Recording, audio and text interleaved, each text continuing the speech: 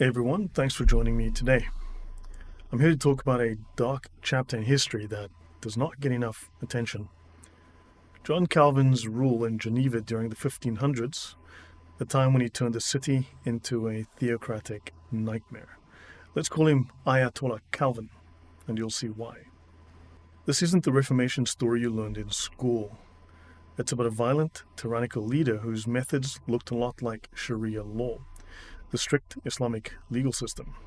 The typical story paints Calvin as a reformer purifying Christianity, and the Reformation as a purely Christian struggle against Catholic corruption.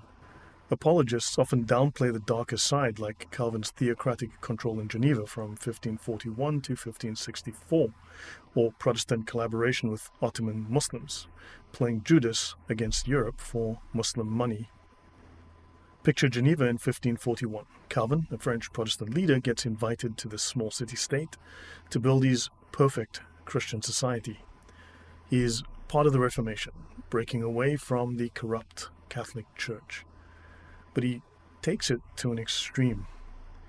He believed God's will should control every single part of life, no exceptions, like the Sharia. So he sets up a group called the Consistory, the ulama, a mix of religious and government officials, a theocracy like Islam, to enforce his rules. And these rules were brutal. You had to go to church, no excuses. Skip a service, you get fined or thrown in jail. Just like in the Sharia. Want to dance, sing, or throw a party? Forbidden. Haram. Even wearing certain clothes or jewelry could get you in trouble. Kids couldn't play games or have fun. Calvin thought that was immoral. He wanted everyone focused on God 24/7, no distractions. This control freak vibe parallels Sharia law in a way that's hard to ignore. Sharia, in strict Islamic systems, enforces communal worship like mandatory Friday prayers, with penalties including beheading if you don't show up. It also bans un-Islamic activity like music or flashy displays to keep people pure.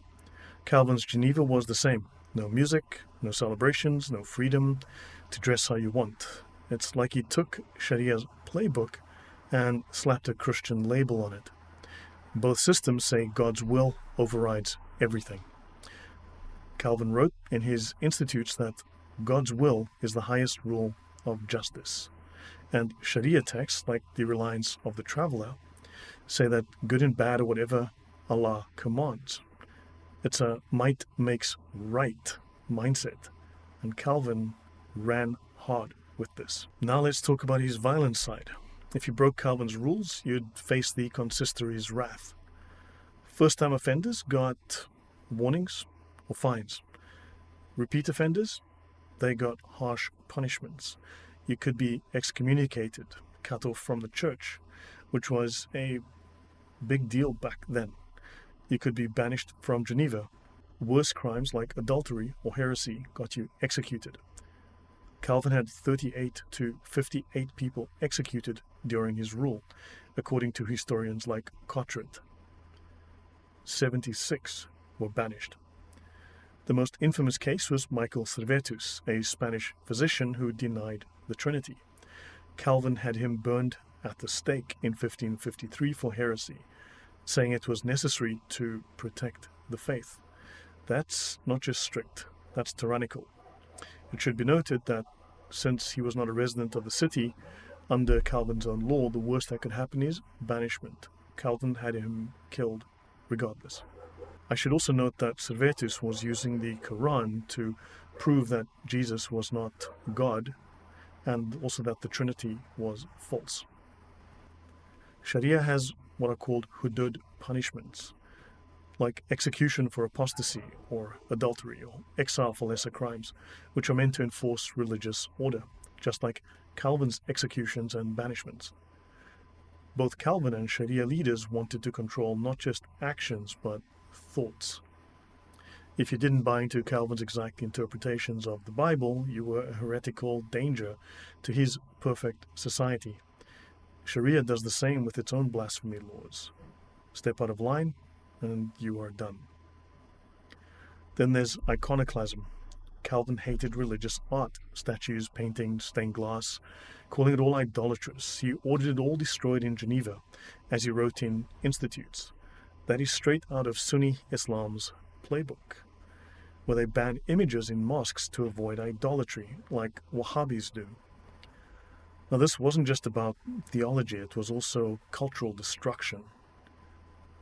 This was tearing apart what held Catholic Europe together, making Calvin's Geneva look more like an Ottoman city or Tehran than a Christian one. Calvin's Geneva was a place of fear, not of faith. He wasn't some misunderstood reformer. He was a tyrant. He used religion to justify oppression, much like theocratic leaders enforcing the Sharia today.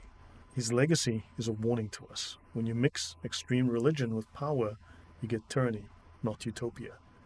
You get Iran.